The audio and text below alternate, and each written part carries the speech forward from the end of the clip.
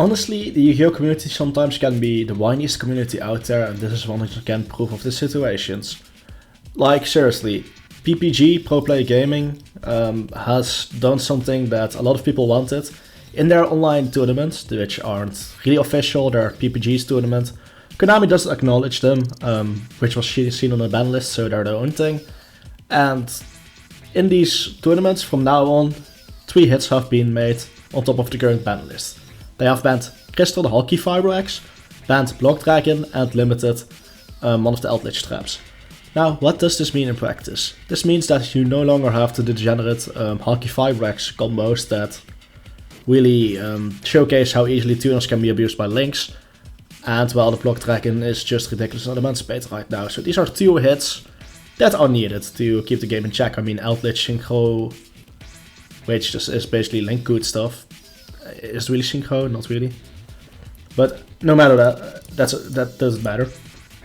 The Eldritch variant is just too strong right now, and Emancipator is also very oppressive.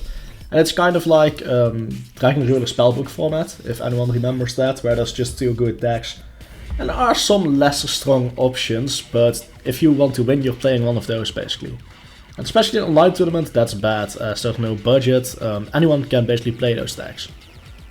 Well, is that inherently a bad thing that anyone can play those? No, not really, except it means everyone can just play the best deck, and if you're playing competitively, it makes sense to play the best deck. So it creates a stale format. PPG wants the game to be enjoyable for people. We've got 3 months of this format left. So it makes sense for them to want to change, because 3 more months of the same plays over and over again is something understandably not a lot of people want to see. So PPG are doing the right thing in making sure their formats are a bit more diverse. As Eldritch will still be playable, likely an Invoked variant I think. We'll see what kind of Eldritch variant becomes popular. Meanwhile, Emancipator is also just fine. These decks will still be playable, it just means other decks have more chance to top. So yeah, PPG are kind of being heroes there. They're listening to the community and doing what they want. Which is a bad thing. Never give the Yu-Gi-Oh community what they want. Trust me on that one. Yu-Gi-Oh community wanted Exceeds with 1 material. They got Zodiac. Everyone wanted Zodiacs gone. Yu-Gi-Oh players wanted a competitive ritual deck. They got Necros, and there were plenty of people that wanted Necros gone. Not as much as Zodiac, but still. A lot of people wanted Rocks to be good. We get Emancipator. Where? Please, hit Emancipator. Oh no. Like seriously, the community of Yu-Gi-Oh! It's really whiny and just doesn't know what it wants most of the time. Like, another great example of this is Maxi. A lot of people pretend to want Maxi back, but I can assure you the second it comes back, at the end of the format everyone will be crying, Where? We want Maxi gone, please ban Maxi, Konami. Like seriously, the community does not know what they want. A lot of smart players have came together, talked with PPG organization, and that's why they hit those cards, and I think it's a nice thing. And PPG in general deserves more respect and gratefulness for the community. I mean, honestly, they are providing tournaments where Konami fails to do so. Konami isn't really giving us anything. They refuse to release their own platform, they refuse to give us any kind of tournaments. PPG are giving you tournaments online. Some of them for free, some of them paid, but they're doing what Konami refuses to do. Actually create, events for their game. This honestly just shows we don't really need Konami. I mean, seriously.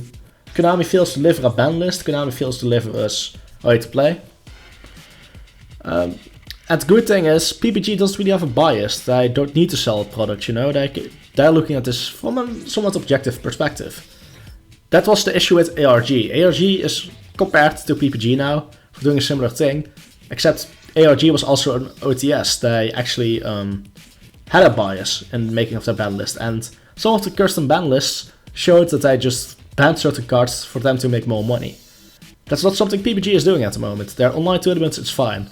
If we were talking about real life tournaments, yeah, this custom ban listing would be a bit messed up. Unless it's something like a tier 0 format, then it also makes sense.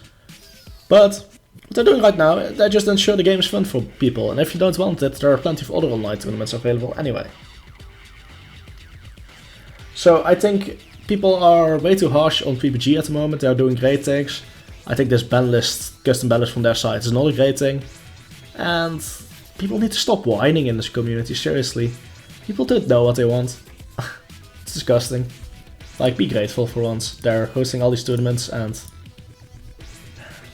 there's one thing to keep in mind, however. These tournaments will be playing in different formats, so their tops won't be relevant for our format. Like, let's say Madolche does really well there, that certainly doesn't mean Madolches are a great tech.